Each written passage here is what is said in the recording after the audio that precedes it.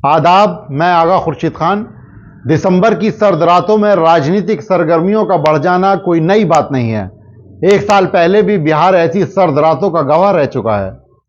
अब एक बार फिर दिसंबर बीत रहा है तो सोशल मीडिया से लेकर राजनीतिक पंडितों तक में एक बार फिर बिहार का पाला बदल की गुंजाइश की आहट महसूस होने लगी है।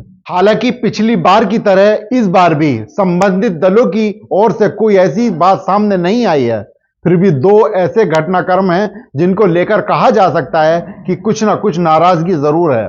इसके जवाब में भाई वीरेंद्र ने कहा कि नीतीश कुमार का मन सांप्रदायिक शक्तियों के साथ रहकर भर गया है, तो वो इधर आ सकते हैं, इधर उनका स्वागत रहेगा। दूसरा, बिहार के डिप्टी सीएम विजय कुमार सिन्हा का बयान, जिसमें उन्होंने पूर्व प्रधानमंत्री अटल बिहारी वाजपेयी की 100वीं जयंती पर कहा कि अटल जी को सच्ची श्रद्धांजलि तभी होगी जब बिहार में बीजेपी का अपना मुख्यमंत्री हो। हालांकि उन्होंने बाद में अपने बयान में पलटी मारते हुए यह स्पष्ट किया कि बीजेपी बिहार में एनडीए के तहत नीतीश कुमार के नेतृत्व में चुनाव लड़ेगी और विजयी होगी।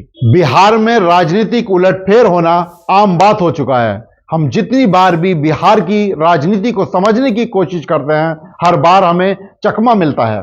बिहार में संभावनाओं की सियासत से कभी भी नकारा नहीं जा सकता है। ये सवाल बिहार राजनीति में कुछ दिनों से तैर रहे हैं कि क्या नीतीश कुमार नाराज हैं? क्या नीतीश कुमार बीजेपी के साथ नहीं रहना चाहते हैं? आज तक की रिपोर्ट के मुताबिक एजेंडा आज तक में जब गृह मंत्री अमित शाह से पूछा क्या नीतीश कुमार के नेतृत्व में चुनाव लड़ेंगे या फिर महाराष्ट्र की तरह कोई भी फेस नहीं होगा, गृह मंत्री कहते हैं कि देखिए, इस तरह का मंच पार्टी के डिसीजन लेने के लिए या बताने के लिए नहीं होता है। मैं पार्टी का डिसिप्लिन कार्यकर्ता हूं। पार्टी पार्लियामेंट्री बोर्ड की बैठक में इस मुद्दे पर चर्चा होगी और फैसला लिया जाएगा। उसी तरह यह मुद्दा जेडीयू में भी विचार किया जाएगा। दोनों पार्टियों के बीच बातचीत के बाद जो तय होगा उसे आपको बता दिया जाएगा। उसके बाद यह कयास लगाए जाने लगे कि नीतीश कुमार असहज हो गए हैं। तमाम राजनीतिक चर्चाओं के बीच केंद्रीय मंत्री और एनडीए के सहयोगी जीतन राम मांझी ने बड़ा बयान दिया है। जीतन राम मांझी ने कहा है कि राजद के 12 नेता भाजपा के संपर्क में हैं। तेजस्वी के बयानों का जवाब देने के साथ ही जीतन राम मांझी ने कहा है कि एनडीए मिलकर बिहार में 2025 का विधानसभा चुनाव लड़ेगा और इसका नेतृत्व नीतीश कुमार करेंगे। मांझी ने कहा है कि उनकी पार्टी हिंदुस्तानी आवाम मोर्चा का पूरा समर्थन नीतीश कुमार के साथ है। मांझी ने नीतीश कुमार को भारत रत्न दिए जाने की भी मांग की। तेजस्वी यादव ने यह भी कहा है कि बिहार में सरकार नीतीश कुमार नहीं चला रहे हैं, बल्कि केंद्रीय गृह मंत्री अमित शाह चला रहे हैं। उन्होंने कहा कि बिहार सरकार पर बीजेपी का नियंत्रण खो चुका है और मुख्यमंत्री कार्यालय के 4 करीबी अधिकारी सीधे अमित शाह के संपर्क में हैं। तेजस्वी के इन आरोपों ने बीजेपी जेडीयू गठबंधन में खटास की अटकलों को हवा दी है। मुख्यमंत्री नीतीश कुमार और राज्य बीजेपी के बीच चल रही उठापटक के बीच बीजेपी नेता गिरिराज सिंह ने उनके लिए भारत रत्न की मांग कर दी है और सियासी पारा चढ़ा दिया है।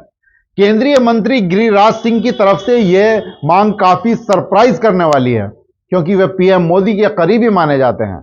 क्या कर्पूरी ठाकुर के बाद बिहार से एक और सरप्राइज आएगा? यह देखने वाली बात होगी। यह मांग ऐसे समय पर आई है जब अटकलें लगाई जा रही हैं कि नीतीश और बीजेपी के बीच सब कुछ सही नहीं दिख रहा है।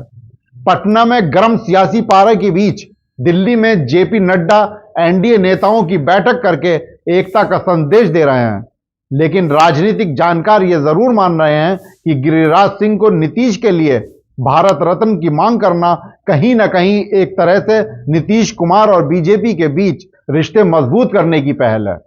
अब क्या होने वाला है यह तो बीजेपी और नीतीश कुमार ही जाने, लेकिन बिहार की राजनीति जिस धार पर चल रही है वहां कुछ भी संभव हो सकता है। यह भी सच्चाई है कि अगर राजद और जेडीयू या फिर नीतीश और लालू के बीच किसी भी प्रकार की खिचड़ी पक रही होती तो लालू प्रसाद यादव, तेजस्वी यादव समेत अन्य आरजेडी नेताओं के बोल में शक्कर घुल जाते। जैसा कि पिछले साल दिसंबर से लेकर जनवरी तक भाजपा नेताओं के बोल में घुल गए थे, अगर आज भी तेजस्वी यादव और लालू प्रसाद यादव नीतीश कुमार के खिलाफ व्यक्तिगत तौर पर हमले बोल रहे हैं तो जाहिर सी बात है कि बाकी सब बातें कयासबाजी हैं। वैसे नीतीश कुमार के पास यह विकल्प हमेशा है और जब तक वे बिहार की राजनीति में सक्रिय रहेंगे यह विकल्प उनके लिए खुला रहेगा। यह उनका अपना राजनीतिक चमत्कार है और यह चमत्कार किसी राजनीतिक जादूगर के हाथ में ही हो सकता है। बाकी आपकी क्या राय है? कुछ उलटफेर होने की संभावना